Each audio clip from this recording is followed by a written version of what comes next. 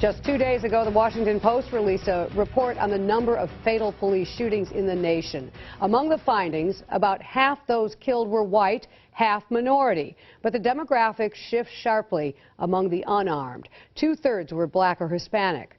12 News' Joyce Garbasiak examines the events that shape our national dialogue on race and policing.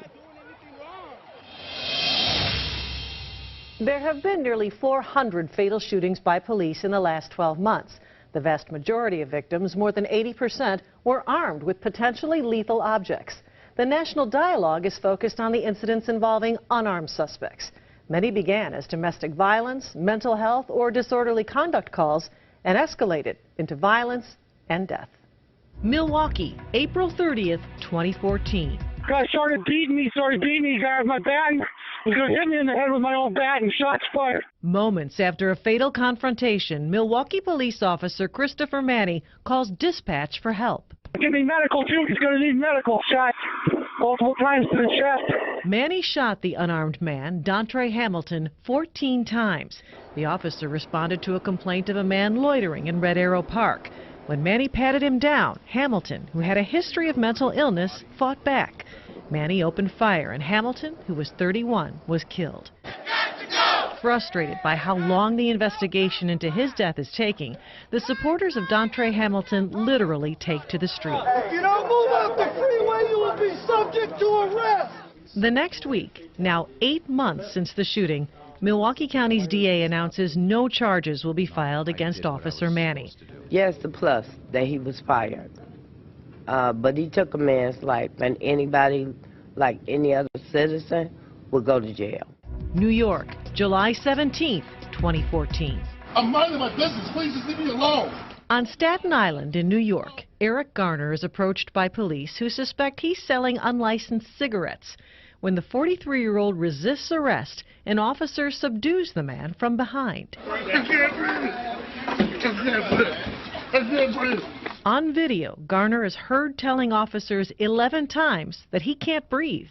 He dies within the hour. Ferguson, August 9th, 2014.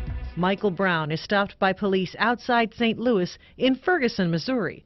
He's suspected of robbing a convenience store. The officer's pulling him inside the car. He's trying to pull away. Police officer Darren Wilson insists Brown went for his weapon, so he fired, killing the unarmed 18-year-old. Stop the killer cop! Protests, No justice, no peace!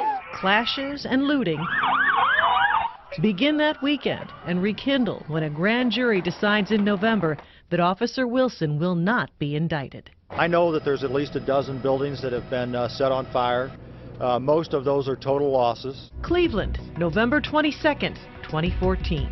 Police respond to a Cleveland playground. There was a guy and there was a pistol, it's probably fake, but he's like pointing it at everybody. This surveillance video shows a white officer firing at the black subject within 2 seconds of arriving, killing him. Shots fired, male down, black male, maybe 20.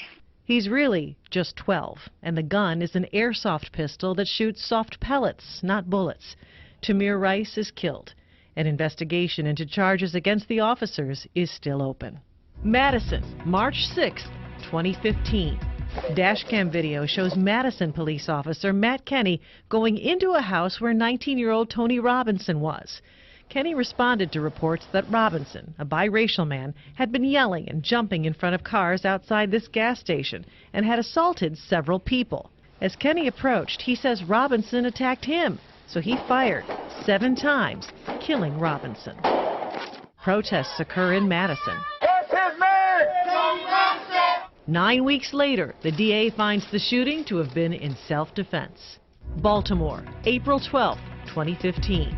Freddie Gray is hauled into a police wagon in Baltimore, suspected of having an illegal switchblade. But by the time the van makes it to the jail, the 25-year-old is unable to move, having somehow suffered a spinal cord injury while in the van. He dies 7 days later. After his funeral, Tell the truth and stop the lie! Baltimore erupts. Ridiculous. Started out peaceful and ends up like this. People left to pick up the pieces as the 6 officers involved in Gray's arrest are now charged with homicide.